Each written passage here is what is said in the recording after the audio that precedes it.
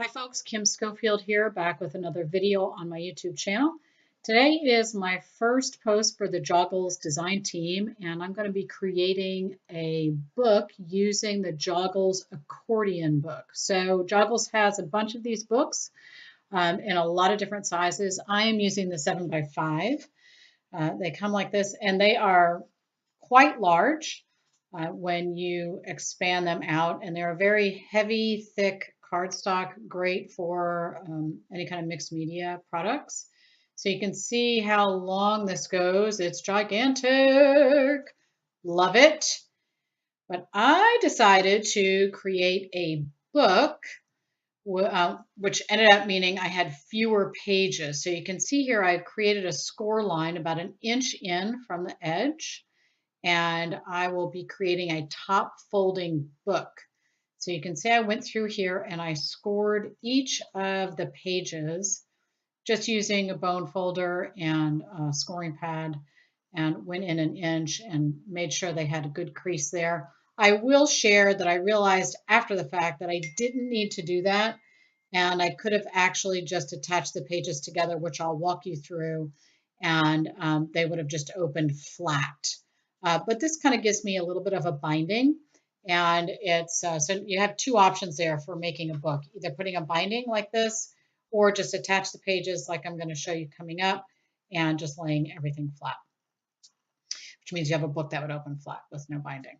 So I am using a very heavy double-sided tape. This is score tape, and you can see that I've just put this around all four sides of the paper, and I'm going to attach it together, and this is going to give me one double-sided page of my book. So now all my pages are attached, and you can see I have just 4 pages now instead of that long accordion book. So I am using some painter's tape to tape down the edges of each page. I'm going to do this. So the step I'm showing in this video, I'm going to do exactly the same on each page in the book. And I'm using a bunch of stamps from Wendy Vecchi, and I'm using black archival ink. And I want to press this down rather firmly. There is a little bit more textured side to this paper, and then there is a smoother side. So either is fine. Just if you're using the more textured side, make sure you're really pressing your stamp down. You might have to go over those lines with like a Copic multi-liner or something, just in case you don't get a clean image because of that texture. But I didn't have any problems. I think it worked out really well. So I do have to share that this idea came from Jill Foster and some of her videos. This is going to be very similar. I absolutely loved the design on some of the Penny Black videos, and she made some cards with Penny Black products, and I absolutely loved it. So I'm kind of copying what she did, but it was so good I couldn't help myself. So here you see I'm using that multi-liner to create the stems of the flower and make that a little bit longer. I think I actually ended up doing that after I did all of my coloring. So you can also use a multi-liner to add in anything that maybe didn't get stamped very cleanly. So I am using my Zig Clean Color water brush markers for this entire project. These are new markers to me. If you don't have them, get them. Just trust me, they're fantastic. I love them so much. They just work really well. You can use them with or without water. They have a brush tip, and of course they're a watercolor ink or a pigment there. So you do want to use watercolor paper. I will say this, if you use these with any other kind of paper, the color will not spread. So you want to use a watercolor paper, and I am just going through, and you can see I scribble some color down. I'm using a water brush. This is a brush that has water in the barrel. This is from Ranger. And you could use this or just use a regular watercolor brush, either one. And if you see me off camera there a little bit, all I'm doing is kind of wiping the tip clean when I switch between colors.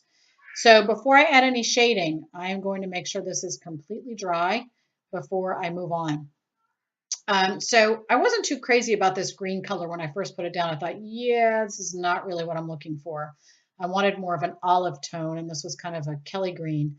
But after I used it and started blending everything together, it really gave me a lot of variation in the leaves, and I ended up really liking it. So you never know, you might end up with two colors that don't seem like they go together, but it ends up working out in the end. So I ended up using these two colors for the entire project.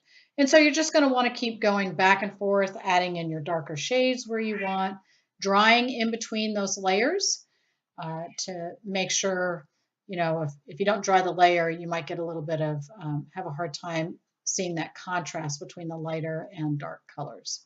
So now here my image is completely colored in. You can see I have hand drawn in the stems in the vase. And now I'm adding a background color. So this is the fun part because you don't have to really, there's no skill here. I am just scribbling in some of my background color, and it's going to be darker in towards the center and the left side. And then I'm going to use my water brush to spread that color out. And I don't want the entire background to be yellow. I'm really just kind of fading that out. So taking that yellow color and spreading it out. You can see adding a little bit more. So going right on top of the wet paper is a great way to get that color spreading as well. And then I will make sure the paper is completely dry before I go on to my next step. So now I have this background stamp, Nonsense Latin Text. This is also from Joggles. I love the stamp. This is it. I find I've been using it ever since I opened the package. I've been using it nonstop. So I am using a distress color here, just really very lightly. I want a little bit of this text showing in the background. I don't want it completely covered. So that's why I don't have it on a block, because I can control more the way that text looks with it in my hand. And so I'm going to make sure that is completely dry. Everything is dry before I go on to my next step. And I'm just wiping off the edges just to make sure I'm not bringing any color over when I go to this step. So I'm using Antique Linen Distress ink. This is a very pale color. And I'm just barely going along the edges of the tape. And you may think, yeah, Kim, can't see any color there. Why are you doing that? It's very, very subtle, the color. But what it will end up giving us is a very well-defined edge. And of course, you could make this a darker color if you wanted. It wouldn't have to be as light as the antique linen. But I thought the antique linen was a very nice color to the creamy color of the accordion book. So it was a nice complement to that. Oh, and I'm eating ice cream too. My husband brought me some ice cream while I was creating. So now here's where you can really see that edge that the antique linen created. It's funny because it doesn't seem like it's that dramatic.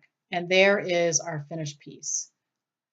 And you don't have to worry about that color that got a little bit at the top. That's going to be covered. So I did the same process on every single page, and all I did was use black archival to add a sentiment to each page. And I had a dragonfly on some of the pages and a butterfly on some of the other pages. I apologize for that shadow on the left there. It was evening when I was finishing this up, but you can see all my pages really follow the exact same format, and I followed the same process for each one. And I used a Wendy Vecchi stencil on the back to show that was handmade. So my last step was to add my binding, and all I did was take some washi tape and wrap that around the top, which you'll see in the finished photos. So that is it for me today. Thank you so much for joining me. I hope you enjoyed this project, and that you'll check out the accordion books on the Joggles store. Thanks so much. Happy crafting.